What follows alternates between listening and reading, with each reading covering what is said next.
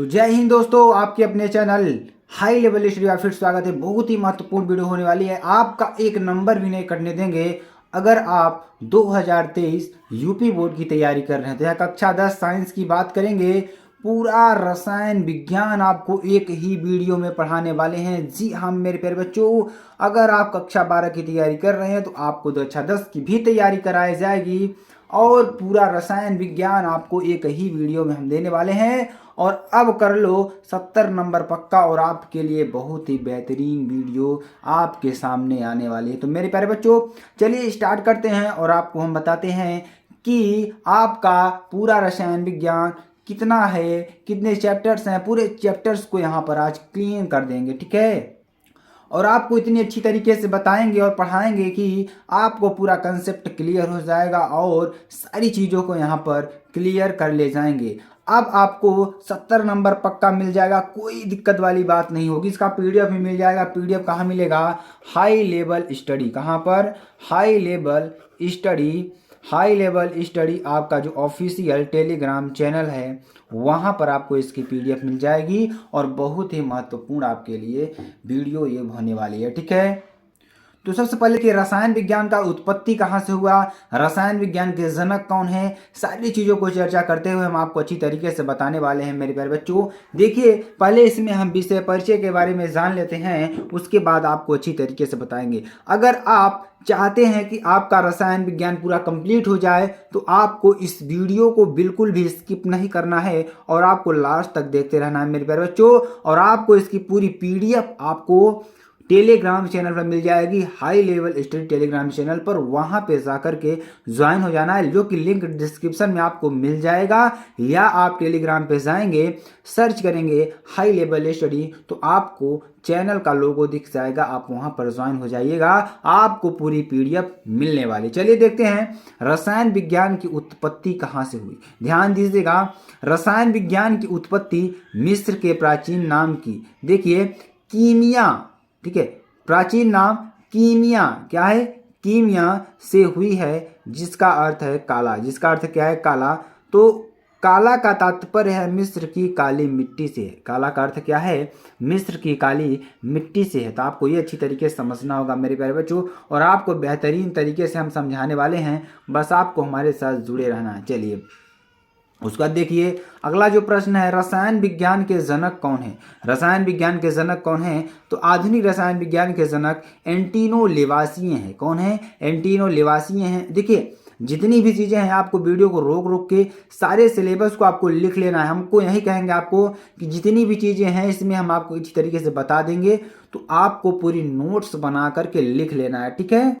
या हम आपको पीडीएफ भी प्रोवाइड करेंगे, तो वहां से भी आप इसका पूरी पीडीएफ डाउनलोड कर सकते हैं। परिभाषा की बात करते हैं। परिभाषा में देखिए, तो परिभाषा में देखिए, विज्ञान की वह प्रमुख शाखा जिसके अंतर्गत पदार्थों के गुणों, संगठन, संरचना तथा उनमें होने वाले परिवर्तनों का अध्ययन किया जाता है, उसे रसायन विज्ञान कहते हैं। कहने का मतलब, जिसमें हम किसी भी पदार्थ के जो उसकी संरचना, यानी कि किस किस चीज़ से उसकी संरचना हुई है, कौन कौन से उसमें गुण है, या उसमें कौन कौन से संगठन मिले हुए हैं, कौन कौन से रासायनिक पदार्थ मिले हुए हैं, उसकी चर्चा जहाँ पर हम करते हैं वहाँ पर हमारा क्या आता है? रसायन विज्ञान आता है। क्या आता है? रसायन विज्ञान आता है। अब देखिए, रसायन विज्ञान की जो प्रमुख शाखाएं हैं कौन कौन सी हैं? रसायन विज्ञान की प्रमुख शाखाएं निम्न हैं। कार्बनिक रसायन, ऑर्गेनिक केमिस्ट्री जिसे आप कहते हैं। दूसरा हमारा क्या है? अकार्बनिक रसायन, जिसे आप क्या कहते हैं? इनऑर्गेनिक केमिस्ट्री कहते हैं। जो तीसरा हमारा क्या है? भौतिक रसायन, जिसे आप फिजिकल केमिस्ट्री कहते हैं। तो तीन आपकी जो प्रमुख शाखाएं हैं, तीन प्रमुख शाखाएं निकल कर आती हैं। पहला कार्बनिक रसायन यानी कि ऑर्गेनिक केमिस्ट्री, दूसरा अकार्बनिक रसायन जिसे आप इनऑर्गेनिक केमिस्ट्री कहते हैं, तीसरा भौतिक रसायन जिसे आप फिजिकल केमिस्ट्री कहते हैं। तो तीनों चीज़ों को आपको पढ़ना होगा। चलिए अब चलिए अगला देखिए, कार्बनिक रसायन में क्या क्या चीज़ें आने वाली हैं। कार्बनिक रसायन में देखिए, रसायन विज्ञान की प्रमुख शाखा जिसके अंतर्गत कार्बन युक्त पदार्थों की संरचना, गुणधर्मों का अध्ययन किया जाता है, उसे कार्बनिक रसायन कहते हैं, ठीक है। जिसमें क्या किया जाता है? ध्यान दीजिएगा, रसायन विज्ञान की प्रमुख शाखा, रसायन विज्ञान की वह प्रमुख शाखा यहाँ होना चाहिए जिसके अंतर्गत कार्बनिक युक्त पदार्थों की संरचना, गुणधर्मों का अध्ययन, इसमें सिर्फ कार्बनिक जो हमारे यौगिक आएंगे उसी का अध्ययन इसमें करेंगे, ठीक है। किया जाता है उसे कार्बनिक रसायन कहते हैं। चलिए अगला देखेंगे, अकार्बनिक रसायन यानी कि इनऑर्गेनिक केमिस्ट्री। तो रसायन विज्ञान की प्रमुख शाखा जिसके अंतर्गत अकार्बनिक सहित यानी कि जिसमें क्या करते हैं, अकार्बन रहित यानी कि कार्बन रहित, ठीक है, पदार्थ की संरचना गुणधर्मों का अध्ययन किया जाता है उसे अकार्बनिक रसायन कहते हैं। क्या कहते हैं, अकार्बनिक रसायन कहते हैं, जो कि बहुत ही महत्वपूर्ण है आपके लिए, ठीक है। चलिए अगला टॉपिक देखते हैं, भौतिक रसायन, जिसे आप क्या कहते हैं, फिजिकल केमिस्ट्री कहते हैं। क्या कहते हैं, फिजिकल केमिस्ट्री कहते हैं, ठीक है। तो फिजिकल केमिस्ट्री क्या होता है उसके बारे में चर्चा करेंगे। तो रसायन विज्ञान की वह प्रमुख शाखा, रसायन विज्ञान की वह प्रमुख शाखा जिसके अंतर्गत पदार्थ की भौतिक अवस्थाओं, गुणधर्मों, रासायनिक प्रक्रमों में संबंधित सिद्धांतों का अध्ययन किया जाता है उसे भौतिक रसायन कहते हैं। क्या कहते हैं, भौतिक रसायन कहते हैं, जिसमें क्या किया जाता है, ध्यान देंगे, भौतिक अवस्थाओं, गुणधर्मों, रासायनिक प्रक्रमों में संबंधित सिद्धांतों का अध्ययन किया जाता है उसे भौतिक रसायन कहते हैं। ये बहुत ही महत्वपूर्ण टॉपिक आपके लिए है। उसके बाद देखिए भौतिक परिवर्तन की बात करते हैं। भौतिक परिवर्तन आखिरकार होता क्या है, तो ध्यान देंगे यहाँ पर, भौतिक परिवर्तन व रासायनिक परिवर्तन में अंतर क्या, भौतिक परिवर्तन व रासायनिक परिवर्तन में अंतर क्या होता है, ध्यान देंगे, बहुत ही महत्वपूर्ण टॉपिक आपके लिए है। तो जैसे भौतिक परिवर्तन और रासायनिक परिवर्तन क्या होता है, देखिए ध्यान देंगे तभी आपको समझ में आएगा। और इसकी पीडीएफ भी आपको लेना नहीं भूलना है, जो कि high level study Telegram channel पर आपको मिलेगा। देखेंगे यहाँ पर क्या है, भौतिक परिवर्तन क्या है, नया पदार्थ नहीं बनता। इसमें देखिए मेरे प्यारे बच्चों, जो है कि नया पदार्थ आपको बनने नहीं दिखा, जैसे कागज़ फाड़ना, लकड़ी तोड़ना, बर्फ का पिघलना। अगर कागज़ फाड़ देंगे तो आप उसको देखिए जैसे जिस तरीके से पहले रहेगा उस तरीके से आप उसको जोड़ नहीं सकते हैं, ठीक है। तो जैसे बर्फ का पिघलना, ये हमारी क्या है, जो है भौतिक परिवर्तन में आती है, ठीक है।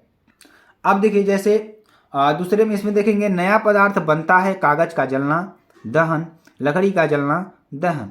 तो इसमें देखिए दहन करेंगे तो आपको कार्बन मिलेगा, नया पदार्थ बन जाएगा, सिंपल सी बात है। इसमें कोई नया पदार्थ नहीं बनता, कागज फाड़ दिए तो कागज ही रहेगा, आप उसको बदल नहीं सकते हैं। इसमें अगर कागज को आप जला देते हैं तो वो क्या होता है, दहन हो जाता है, राख बन जाता है एक तरीके से, ठीक है।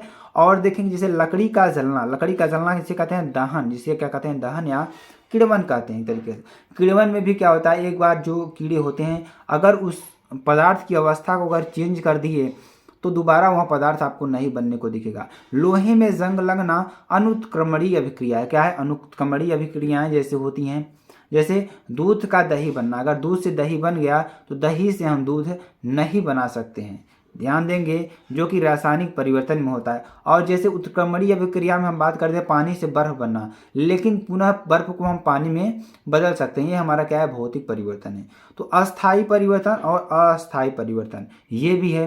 तो अस्थायी परिवर्तन भी होते हैं, अस्थायी परिवर्तन भी होते हैं, ठीक है। तो इस तरीके के जो आपके लिए बहुत ही महत्वपूर्ण थे, भौतिक परिवर्तन और रासायनिक परिवर्तन, उसको हमने बताया। चलिए आगे के टॉपिक्स को और पढ़ते हैं, और आप जबरदस्त तरीके से वीडियो को लाइक कर दीजिएगा, ठीक है। चलिए अब हम अध्याय 1 की बात करते हैं। अध्याय 1 क्या है आपके लिए, तो अध्याय 1 में देखिए रासायनिक अभिक्रियाएं एवं समीकरण। क्या, रासायनिक अभिक्रियाएं एवं समीकरण की बात करते हैं।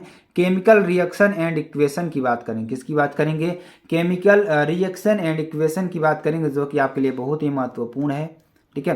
तो रासायनिक अभिक्रिया किसे कहते हैं, केमिकल रिएक्शन किसे कहते हैं, उसको पहले समझेंगे। जो आपका चैप्टर फर्स्ट है, अध्याय फर्स्ट है, क्या है, रासायनिक अभिक्रियाएं एवं समीकरण। क्या, रासायनिक अभिक्रियाएं एवं समीकरण, ठीक है। तो ये चीज़ आपको पढ़ना है, जो कि बहुत ही महत्वपूर्ण है, ठीक है।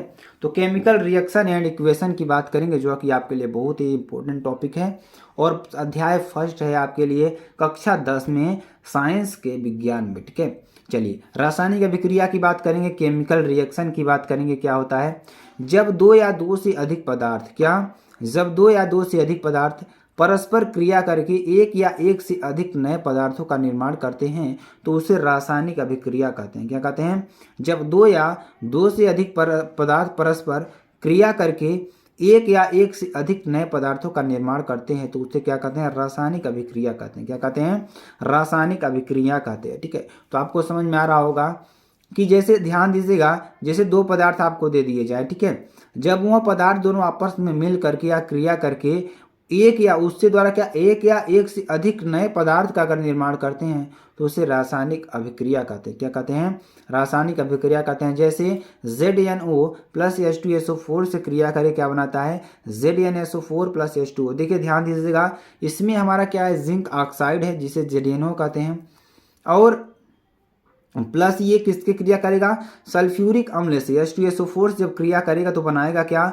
जिंक सल्फेट बनाएगा, ZnSO4 बनाएगा प्लस H2O बनाएगा। ठीक है, चलिए अगला देखेंगे। रासायनिक समीकरण की बात करें, केमिकल रिएक्शन की बात करेंगे। आखिरकार केमिकल रिएक्शन होता क्या है, या केमिकल इक्वेशन की बात करेंगे। तो ऐसा समीकरण जिनमें अभिकारकों व उत्पादों को उनके प्रतीकों द्वारा व्यक्त किया जाता है उसे रासायनिक समीकरण कहते हैं। यानी कि ऐसा समीकरण जिनमें अभिकारक जो होता है, देखिए जो पहले जिसमें आप अभिक्रिया करते हैं उसे अभिकारक कहते हैं, और इसके बाद क्रिया करने के बाद जो हमारा प्रोडक्ट बनता है उसे हम क्या कहते हैं? उत्पाद कहते हैं।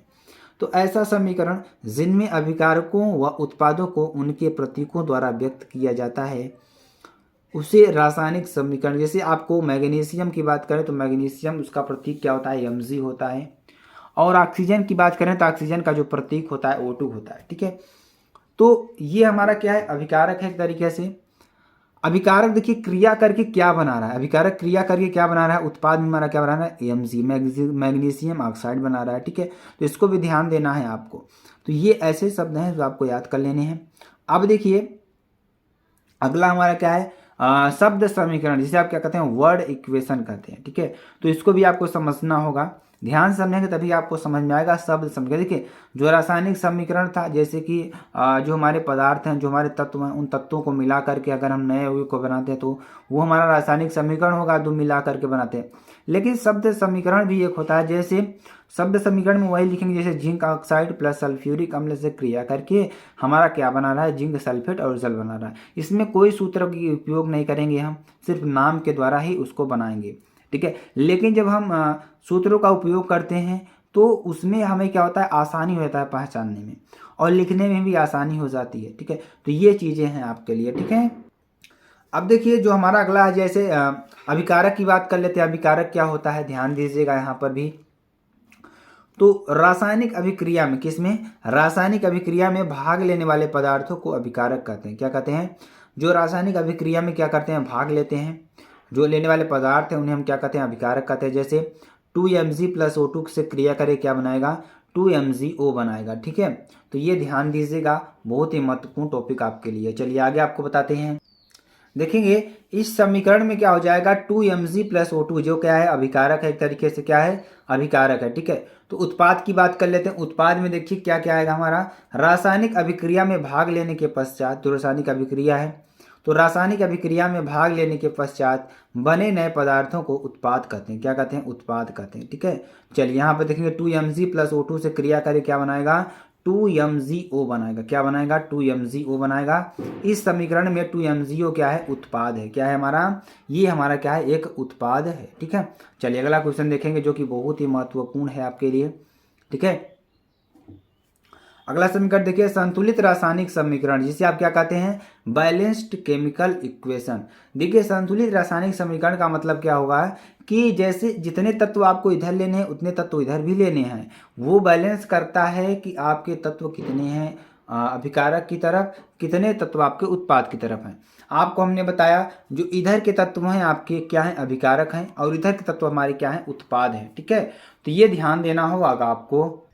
तो चलिए अब देखिए यहाँ पर जैसे हमारा दे दिया कि संतुलित रासायनिक समीकरण क्या होता है। तो ऐसे रासायनिक समीकरण, पहले आप लोग समझ लीजिए रासायनिक समीकरण क्या होता है। रासायनिक समीकरण का जस्ट आपका मेन मतलब क्या होता है कि जैसे कि किसी भी इक्वेशन या किसी भी जो अभिक्रियाएं हमारी हो रही हैं, अभिक्रियाओं का मतलब कि नए पदार्थों का दो, जैसे किसी पदार्थ को मिलाते हैं तो नया पदार्थ बनता है, तो उसी को हम क्या कहते हैं? अभिक्रियाएं तरीके से कहते हैं। अगर हम रासायनिक समीकरण की बात करते हैं मेरे प्यारे बच्चों, तो जो हमारे तत्व हैं, तत्वों के द्वारा जो हमारे यौगिकों का नाम दिया जाता है तत्वों के प्रतीकों के द्वारा, उसी को हम क्या कहते हैं? रासायनिक समीकरण एक तरीके से कहते हैं। जिनमें अभिकारकों तथा उत्पादों में प्रत्येक तत्व के परमाणुओं की जो संख्या है समान हो उसे संतुलित रासायनिक समीकरण कहते हैं। कहने का मतलब जो अभिकारक में आपके तत्वों की संख्या होगी वही संख्या आपको उत्पाद में भी मिलने वाली है। ठीक है, तो यहाँ पे चलिए, तो ये कंकाली या असंतुलित रासायनिक समीकरण, ठीक है, तो इसे क्या कहते हैं, कंकाली या असंतुलित समीकरण किसे कहते हैं, एक तरीके से इसको भी समझेंगे। तो ऐसे रासायनिक समीकरण जिनमें अभिकारकों तथा उत्पादों में प्रत्येक तत्वों के परमाणुओं की संख्या समान न हो तो उसे कंकाली या असंतुलित समीकरण कहते हैं। जैसे ध्यान दीजिएगा, ऊपर वाले समीकरण में देखिए NaOH प्लस HCl है। ठीक है, तो इसमें देखेंगे एक सोडियम यहाँ पर है, तो एक सोडियम आपको यहाँ पर भी मिलेगा। अगर हाइड्रोजन की बात करते हैं, देखिए दो हाइड्रोजन यहाँ पे, एक हाइड्रोजन यहाँ, एक हाइड्रोजन यहाँ, तो दो हाइड्रोजन आपको यहाँ पे मिलेंगे, दो हाइड्रोजन आपको यहाँ पे मिल गए। अगर हम ऑक्सीजन की बात कर लेते हैं तो एक ऑक्सीजन यहाँ पर मिलेगा आपको, तो एक ऑक्सीजन आपको यहाँ पर भी देखने को मिलने वाला है। ये भी आपके लिए बहुत ही महत्वपूर्ण टॉपिक है। जैसे हम बात करेंगे एग्जाम्पल में Mg प्लस O2 की बात करेंगे तो क्रिया करके क्या बनाएगा हमारा, MgO बनाएगा, क्या बनाएगा, MgO बनाएगा। ठीक है, तो ये बहुत ही महत्वपूर्ण आपके लिए एक प्रश्न हो सकता है। चलिए मेरे प्यारे बच्चों, आगे आपको बताते हैं जो आपके लिए बहुत ही इंपॉर्टेंट टॉपिक्स हैं, उन टॉपिक्स को भी अच्छी तरीके से यहाँ पे चर्चा करते चलेंगे। और आपको देखिए नोट्स को बहुत ही बेहतरीन तरीके से समझना है ताकि आपको हम समझाने में भी समर्थ बन सकें और आपको अच्छी तरीके से समझा भी पाएँ। चलिए आगे आपको बताते हैं। अब यहाँ पर आपके लिए बहुत ही महत्वपूर्ण चीज़ है क्या, कुछ महत्वपूर्ण तत्वों के परमाणु क्रमांक, प्रतीक, नाम और परमाणु भार। तो ये देखिए हमने जो पूरा बुक था, बुक से जितने भी प्रश्न आपके बन रहे थे सभी प्रश्नों को यहाँ पर लिया गया है। वादा करते हैं कि अगर आप इसमें से जितना प्रश्न हम आपको बता रहे हैं इसमें से अगर आप पढ़ लेते हैं तो आपके सारे प्रश्न लगभग इसी से मिल जाएंगे। ठीक है, जैसे परमाणु क्रमांक यहाँ पर आपको दिए रखा है, प्रतीक है, प्रतीक का मतलब जैसे हाइड्रोजन का प्रतीक H, तत्वों का नाम और इसका परमाणु भार यहाँ पर है। ठीक है, तो आप सभी लोग जानते हैं परमाणु क्रमांक, परमाणु भार, ये हमारा प्रतीक है, ये तत्व का नाम है। इतनी चीज़ें आपको यहाँ पर दिख रही हैं। ठीक, तो ज़्यादातर आपको क्या पूछता है, परमाणु क्रमांक पूछता है, या हाइड्रोजन का परमाणु क्रमांक क्या है, या हाइड्रोजन का परमाणु भार बताइए। ये चीज़ें आपको याद कर लेनी है अच्छी तरीके से। जैसे hydrogen, helium, lithium, beryllium, boron, carbon, nitrogen, oxygen, fluorine, neon, sodium, magnesium, aluminium, ये सारे तत्व आपके हैं। तो इस तरीके के जो तत्व हैं आपको याद कर लेना है, नहीं तो आपको हम याद करवाएंगे। जैसे हाइड्रोजन का 1 होता है, हीलियम का 2 होता है, लिथियम का 3 होता है। इसी तरीके से आपको सारे जो तत्व के नाम हैं आपको याद कर लेने हैं। ठीक है, तो आप बारी बारी से करके सारे तत्वों के नाम अच्छी तरीके से लिख लेंगे। जैसे हमने कह दिया 4 बेरिलियम का परमाणु भार कितना होता है, 9। बोरान का क्या होता है, प्रतीक B होता है, इसका परमाणु भार कितना होता है, 11 होता है। कार्बन की बात करेंगे तो 6C12 आप सभी लोग देखेंगे कि हमें फार्मूले में लिखा रहता है ना, तो 6 उसका क्या है, परमाणु क्रमांक है, 12 क्या है, उसका परमाणु भार है। तो इसी तरीके से लिखा जाता है C612। इसको क्या लिख सकते हैं, 6C12, इस तरीके से लिखा होगा, आपको वहीं पे दिखा होगा। ठीक है, तो ये सारे तत्व आपको स्क्रीनशॉट कर लेने हैं, सभी को अच्छी तरीके से लिख लेना है, जो कि बहुत ही महत्वपूर्ण है आपके लिए। तो इसका चलिए स्क्रीनशॉट सभी लोग ले लीजिए ताकि हम आपको आगे बढ़ के बताते हैं। ठीक है, क्योंकि एक एक तत्व है जो आगे के तत्व का इसका जो आता है ना कि याद करने का तरीका भी हम आपको बताएंगे। ठीक है, चलिए आगे आपको बताते हैं। चलिए, तो आप यूरेनियम तक आप लोग लिख लीजिएगा, जिसका क्या होता है 92U238। ठीक है, इसको आपको लिख लेना है। चलिए अब कुछ महत्वपूर्ण यौगिकों के नाम भी लिख लेते हैं और उसके रासायनिक सूत्रों को भी लिख लेते हैं। जैसे यौगिक का नाम, पहला यौगिक का नाम क्या है, सोडियम क्लोराइड, जिसे आप क्या कहते हैं, नमक कहते हैं। क्या कहते हैं, नमक कहते हैं। सोडियम क्लोराइड जिसे आप क्या कहते हैं, नमक कहते हैं। इसका रासायनिक सूत्र क्या होता है, NaCl होता है। क्या होता है, NaCl। कार्बन डाइऑक्साइड की बात करेंगे CO2 होता है। सल्फ्यूरिक अम्ल जिसे आप क्या कहते हैं, तेजाब कहते हैं। तेजाब का क्या हो जाएगा, H2SO4 हो जाएगा। नाइट्रिक अम्ल की बात करेंगे, नाइट्रिक अम्ल का क्या होगा, HNO3। क्या होता है, HNO3 होता है। कैल्शियम कार्बोनेट जिसे आप क्या कहते हैं, चूना पत्थर कहते हैं, इसका CaCO3 होगा। कैल्शियम हाइड्रोक्साइड जिसे आप क्या कहते हैं, CaOH का होल ट्वाइस होगा। चीनी जिसे आप शक्कर कहते हैं, शक्कर का देखिए क्या होगा, C12H22O11। ठीक है, पोटेशियम परमैंगनेट की बात करेंगे तो जिसे आप क्या कहते हैं, लाल दवा कहते हैं, KMnO4। क्या, KMnO4। ठीक है, चलिए सोडियम कार्बोनेट की बात करेंगे, सोडियम कार्बोनेट जिसे क्या कहते हैं, धामन सोडा कहते हैं। तो इसका जो परमाणु रासायनिक सूत्र की बात करेंगे तो क्या होता है, तो इसका रासायनिक सूत्र क्या होगा, इसका रासायनिक सूत्र क्या होगा, सोडियम कार्बोनेट का, जिसे आप क्या कहते हैं धामन सोडा कहते हैं, Na2CO3 इंटू 10H2O, जिसके ठीक है, सोडियम बाइकार्बोनेट जिसे आप क्या कहते हैं खाने का सोडा कहते हैं, इसके अगर सूत्र की बात करेंगे तो NaHCO3 हो जाएगा। सोडियम हाइड्रोक्साइड की बात करेंगे तो इसका जो रासायनिक सूत्र होता है NaOH होता है, ठीक है। पोटेशियम हाइड्रोक्साइड की बात करेंगे तो इसका जो रासायनिक सूत्र होता है KOH होता है, ठीक है। और अगर अमोनियम क्लोराइड की बात करेंगे, नौसादर की बात करेंगे, इसका क्या होता है NH4Cl होता है। कॉपर सल्फेट की बात करेंगे, तूतिया की बात करेंगे तो इसका क्या होता है CuSO4 होता है, क्या होता है CuSO4 होता है। सोडियम सल्फाइड की बात करते हैं, सोडियम सल्फाइड का क्या होगा Na2S होता है, ठीक है। और हाइड्रोजन परऑक्साइड की बात करते हैं, हाइड्रोजन परऑक्साइड क्या होता है H2O2 होता है, क्या होता है H2O2 होता है। अगर फास्फीन की बात करें तो फास्फीन का क्या होगा PH3, क्या होता है PH3, ठीक है। चलिए आगे आपको बताते हैं। अगला देखिए, जैसे कार्बन मोनोऑक्साइड की बात करते हैं तो कार्बन मोनोऑक्साइड देखिए इसका क्या होता है CO होता है, ठीक है। और अगर हम एथिलीन की बात करेंगे तो C2H4 और एसिटिलीन की बात करेंगे C2H2, हाइड्रोजन साइनाइड की बात करेंगे HCN, नाइट्रस ऑक्साइड की बात करें जिसे आप क्या कहते हैं हंसाने वाली गैस कहते हैं तो N2O हो जाएगा। ये सारे टॉपिक्स आपको लिख लेने हैं, ठीक है। और इससे बाहर कुछ नहीं आपका आने वाला है, गारंटी है 100% आपको केमिस्ट्री से इससे बाहर कुछ मिलेगा ही नहीं, ठीक है। और देखेंगे यहाँ पर एसिटिक एसिड की बात करेंगे तो CH3COOH हो जाएगा। बोरेक जिसे आप क्या कहते हैं सुहागा कहते हैं, Na2BuO7 इंटू 10H2O होता है, ठीक है। मेथिल अल्कोहल की बात करेंगे जिसे आप क्या कहते हैं स्प्रिट कहते हैं तो CH3OH आपका ये हो जाएगा, ठीक है। पोटेशियम सल्फेट या पोटास एलम की बात करेंगे तो इसका क्या होता है K2SO4 into Al2SO4 into 24H2O होता है, क्या होता है K2SO4 Al2SO4 का होल थ्राइस इंटू 24H2O होता है, जिसे आप क्या कहते हैं पोटेशियम सल्फेट या पोटास एलम या फिटकरी कहते हैं, ठीक है। तो ये आपको याद कर लेना है, बहुत ही महत्वपूर्ण है। लेड परऑक्साइड जिसे आप क्या कहते हैं लाल सिंदूर कहते हैं, क्या कहते हैं लाल सिंदूर कहते हैं तो Pb3O4 जिसे आप क्या कहते हैं Pb3O4 कहते हैं, ठीक है। मर्क्यूरिक अम्ल की बात करेंगे जिसे आप क्या कहते हैं सिंदूर कहते हैं तो इसका फार्मूला क्या होता है HGS होता है, क्या होता है HGS होता है। अगर ग्लूकोज की बात करते हैं, ग्लूकोज देखिए क्या हो जाएगा C6H12O6 होता है आपको। कैल्शियम ऑक्साइड जिसे आप क्या कहते हैं चूना कहते हैं, चूना की बात करेंगे तो CaO हो जाएगा। कैल्शियम सल्फेट की बात करेंगे जिप्सम जिसे आप कहते हैं शॉर्ट फॉर्म में तो CaSO4 इंटू 2H2O होता है, ठीक है। और अगर कैल्शियम ऑक्सीक्लोराइड की बात करें जिसे आप क्या कहते हैं विरंजक चूर्ण कहते हैं तो CaOCl2 हो जाएगा।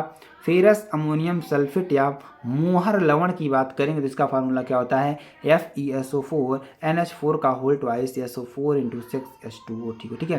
क्या होता है FeSO4 NH4 का whole twice SO4 into 6H2O होता है, ठीक है। तो ये आपको याद कर लेना है जो कि बहुत ही महत्वपूर्ण है आपके लिए। चलिए आगे आपको बताते हैं। अब देखिए सबसे महत्वपूर्ण टॉपिक आपके लिए, देखिए जिसमें हमारे सारे बच्चे बहुत ज़्यादा डरते हैं कि आखिरकार सर हम समीकरण को संतुलित कैसे करें, तो उसका समाधान आज हम आपको इस वीडियो के माध्यम में बताने वाले हैं। देखिए जैसे जिन रासायनिक समीकरणों के अभिकारकों तथा उत्पादों में प्रत्येक तत्वों के परमाणुओं की समान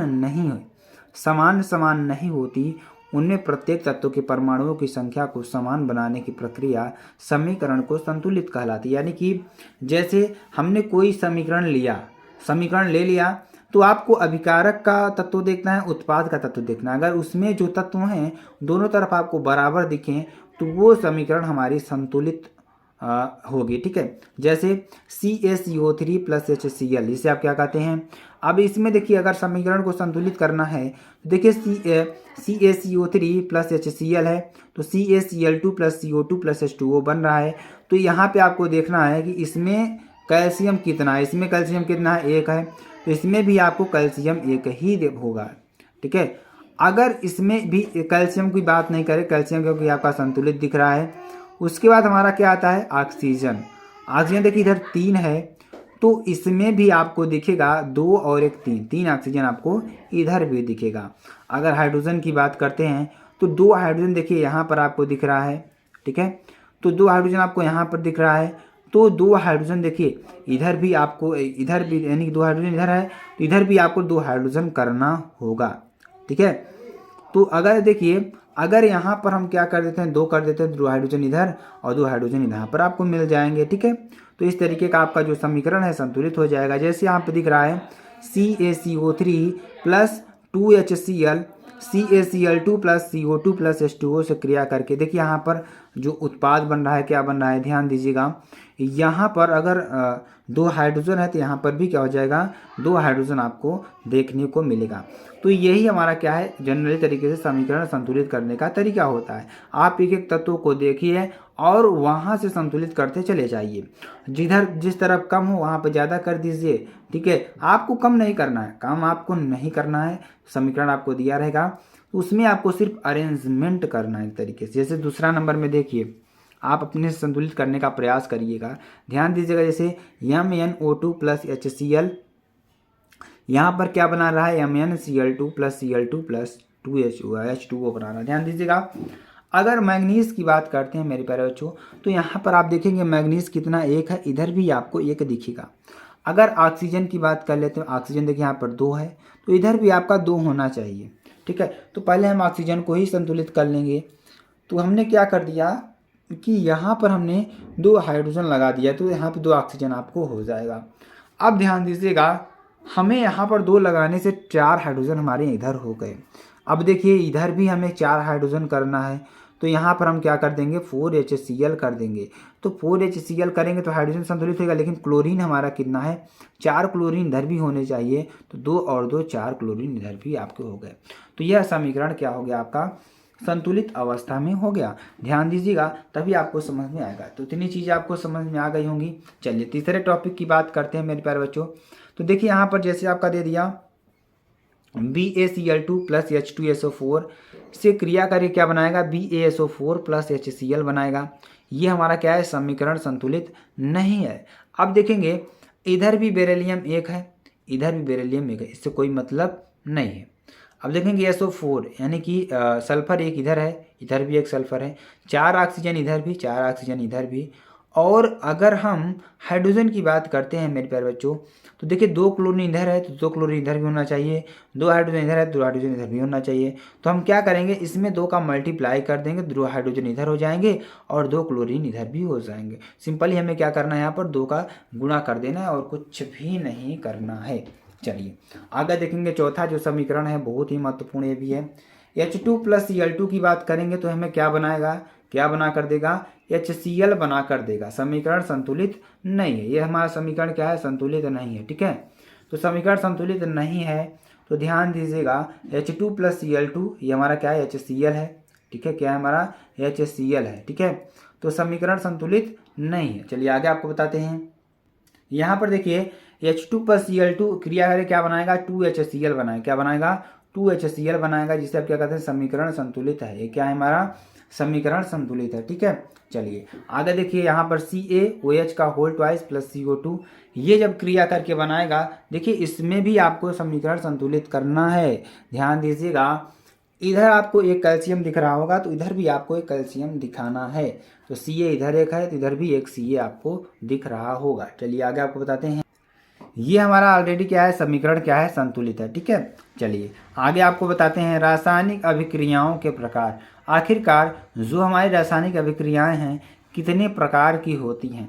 तो चलिए, तो जैसे रासायनिक अभिक्रियाएं निम्न प्रकार की होती हैं। पहला हमारा क्या हो गया, योगात्मक अभिक्रियाएं। क्या हैं, योगात्मक अभिक्रियाएं। जैसे ऐसी अभिक्रिया जिनमें 2 या 2 से अधिक अभिकारक संयोग करके नए उत्पाद का निर्माण करते हैं, उन्हें योगात्मक अभिक्रिया कहते हैं। यानी कि ऐसी 2 या 2 से अधिक अभिकारक, जो हमारे 2 या 2 से अधिक अभिकारक आपको दिख रहे हैं यहाँ पर, ध्यान दीजिएगा तभी आपको समझ में आएगा। जैसे सल्फर और ऑक्सीजन है, ये हमारे क्या होते हैं, अभिकारक होते हैं। और अभिकारक अगर प्रक्रिया करके जो भी चीज़ बनाता है मेरे प्यारे बच्चों, आपको हमने पहले ही बताया था, वो क्या होता है, उत्पाद होता है, ठीक है। तो सल्फर और ऑक्सीजन से क्रिया करके क्या बनाता है, सल्फर डाइऑक्साइड बनाता है, जिसे आप क्या कहते हैं, SO2 कहते हैं। क्या कहते हैं, SO2 कहते हैं, ठीक है। चलिए अगला देखेंगे टॉपिक हमारा क्या है, प्रतिस्थापन अभिक्रिया। क्या है, प्रतिस्थापन अभिक्रियाएं। तो ऐसी अभिक्रियाएं जिनमें किसी यौगिक के अणु के किसी एक परमाणु अथवा परमाणुओं के समूह के स्थान पर कोई दूसरा परमाणु अथवा परमाणुओं का समूह आ जाता है तो उसे हम क्या कहते हैं, प्रतिस्थापन अभिक्रियाएं कहते हैं। कहने का मतलब जैसे कोई हमारा तत्व पहले से है, उसके स्थान पर आकर कोई दूसरा तत्व आकर बैठ जाता है तो उसे हम क्या कहते हैं कि प्रतिस्थापन अभिक्रियाएं कहते हैं। जैसे यहाँ पर देखिए 4 हाइड्रोजन था तो क्या क्लोरीन ने क्या किया कि इसकी एक हाइड्रोजन को हटा करके आकर के खुद यहाँ पर बैठ गई तो CH3Cl हो गया। प्लस यहाँ पर देखिए एक हाइड्रोजन क्या किया कि इसकी एक क्लोरीन को हटा करके यहाँ पर आकर बैठ गया तो ये HCl बन गया, जिसे आप क्या कहते हैं, हाइड्रोजन क्लोराइड गैस कहते हैं। तो इस तरीके से मेथेन और क्लोरीन क्रिया करके क्या बनाता है, प्रतिस्थापन अभिक्रिया के द्वारा मेथिल क्लोराइड और हाइड्रोजन क्लोराइड गैस बनाती है। ठीक है, तो ये आपको समझ में आ गया होगा। चलिए आगे आपको बताते हैं। अब हम बात करने वाले हैं अनुत्क्रमणीय अभिक्रियाओं के बारे में। किसके बारे में, अनुत्क्रमणीय अभिक्रिया के बारे में। तो ऐसी अभिक्रियाएं जो केवल एक ही दिशा में चल सकती हैं उन्हें अनुत्क्रमणीय अभिक्रियाएं कहते हैं। क्या कहते हैं, जो ऐसी अभिक्रियाएं जो कि केवल एक ही दिशा में चल सकती हैं उन्हें अनुत्क्रमणीय अभिक्रियाएं कहते हैं। यानी कहने का मतलब जैसे कोई अभिक्रिया हमारी दे रखी है, अगर उसको हम अभिक्रिया करा दिए या गर्म कर दिए तो वो क्या हुआ, दूसरे फॉर्म में तो बदला लेकिन पुनः उसी फॉर्म को हम पहले वाले फॉर्म में नहीं बदल सकते। तो इसे हम क्या कहते हैं, अनुत्क्रमणीय अभिक्रिया कहते हैं मेरे प्यारे बच्चों। ठीक, उसके बाद देखिए उत्क्रमणीय अभिक्रियाएं की बात करेंगे। उत्क्रमणीय अभिक्रियाएं किसे कहते हैं, तो ऐसी अभिक्रियाएं जो समान परिस्थितियों में दोनों दिशाओं में चल सकती हैं। यानी कि अगर अवस्था आपकी सेम हो, वो दोनों दिशाओं में चल सकें। जैसे अभिक्रिया करने के बाद ये भी बना ले, पुनः अभिक्रिया कराएं तो ये भी बना ले, तो ऐसी अभिक्रियाएं हमारी क्या कहलाती हैं, उत्क्रमणीय अभिक्रियाएं कहलाती हैं। जैसे N2 + 3H2 ये हमारा क्या है, नाइट्रोजन है, ये हमारा क्या है, हाइड्रोजन है। ठीक है, तो ये दोनों अभिक्रिया करके अगर हम देखिए यहाँ पर उत्क्रमणीय अभिक्रिया के द्वारा क्या बना रहा है, 2NH3 बना रहा है। इसे आप क्या कहते हैं, अमोनिया कहते हैं। क्या कहते हैं, अमोनिया कहते हैं। तो ये अमोनिया आपको अगर पुनः इसकी अभिक्रिया हम कराते हैं तो पुनः ये क्या कहता है, नाइट्रोजन और हाइड्रोजन हमारा क्या होता है, टूट जाता है। ठीक है, उसका हमारा क्या आता है, अभिघटन अभिक्रियाएं। आखिरकार अपघटन अभिक्रियाएं होती क्या हैं, जैसे कि ऐसी अनुत्क्रमणीय अभिक्रियाएं जिनमें किसी पदार्थ के अणु 2 या 2 से अधिक सरल अणुओं में विभाजित हो जाते हैं उन्हें अपघटन अभिक्रियाएं कहते हैं। कहने का मतलब जैसे कोई हमारा यौगिक है, अगर उसको हम क्या कर दिए, गर्म कर दिए या किसी से अभिक्रिया करा दिए तो कई यौगिकों में हमारा टूट जाता है, तो उसी को क्या कहते हैं, अपघटन। यानी उसका टूटना ही हम क्या कहलाता है, अपघटन अभिक्रिया कहलाती है। तो 2FeSO4 टूट करके क्या बनाएगा, Fe2O3 + SO2 + SO3 बनाएगा। ठीक है, उसका हमारा क्या आता है, विभोजन अभिक्रियाएं आती हैं। विभोजन अभिक्रियाएं किसे कहते हैं, तो ध्यान दीजिएगा, ऐसी अनुत्क्रमणीय अभिक्रियाएं, क्या, ऐसी उत्क्रमणीय अभिक्रियाएं, ध्यान दीजिएगा, ऐसी उत्क्रमणीय अभिक्रियाएं जिनमें किसी पदार्थ के अणु 2 या 2 से अधिक सरल अणुओं में विभाजित हो जाते हैं तो उन्हें विभोजन अभिक्रियाएं कहते हैं। जैसे N2O4 क्रिया करके क्या बनाएगा, NO2 बनाएगा। क्या बनाएगा, NO2 बनाएगा। ठीक है, चलिए अगला देखेंगे, उभय अपघटन अभिक्रियाएं। क्या, उभय अपघटन अभिक्रियाएं। तो देखिए जिन अभिक्रियाओं में यौगिकों के आयनों अथवा अन्य घटकों में परिवर्तन होता है उन्हें उभय अपघटन अभिक्रियाएं कहते हैं। कहने का मतलब उभय अपघटन अभिक्रियाएं किसे कहते हैं, जिन अभिक्रियाओं में यौगिकों के आयनों अथवा अन्य घटकों में परिवर्तन होता है उन्हें उभय अपघटन अभिक्रियाएं का। जैसे इसमें आप एग्जाम्पल जरिए पे यहाँ पर आप देख सकते हैं, जैसे AgNO3 + NaCl है। ठीक है, अब ये अभिक्रिया करके क्या बनाएंगे, AgCl बनाएगा और NaNO3 बनाएगा। तो ये एक दूसरे को आदान प्रदान करके क्या कर रहे हैं, एक्सचेंज करके नए पदार्थों का निर्माण कर रहे हैं। तो इसे आप क्या कहेंगे, उभय अपघटन अभिक्रिया कहेंगे। ठीक, चलिए अगला देखेंगे, ऊष्माक्षेपी अभिक्रिया। क्या है, ऊष्माक्षेपी अभिक्रिया। तो ऐसी अभिक्रियाएं जिनमें ऊष्मा का उत्सर्जन होता है उन्हें ऊष्माक्षेपी अभिक्रियाएं कहते हैं। कहने का मतलब जिन तत्वों की अगर हम क्रिया कराएं तो उसमें से क्या हो, ऊष्मा निकलने का कार्य हो।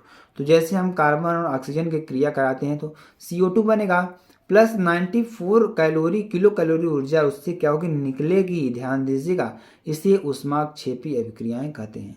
तो अब देखिए आपको समझ में आ रहा होगा, जिसमें ऊष्मा निकले ऊष्माक्षेपी अभिक्रिया, जिसमें ऊष्मा को अवशोषण हो या ऊष्मा अवशोषित हो उसे हम क्या कहेंगे, ऊष्मा शोषी अभिक्रिया कहेंगे। ध्यान दीजिएगा, इसमें देखिए जैसे ऐसी अभिक्रियाएं जिनमें ऊष्मा का अवशोषण होता है उन्हें ऊष्मा शोषी अभिक्रियाएं कहते हैं।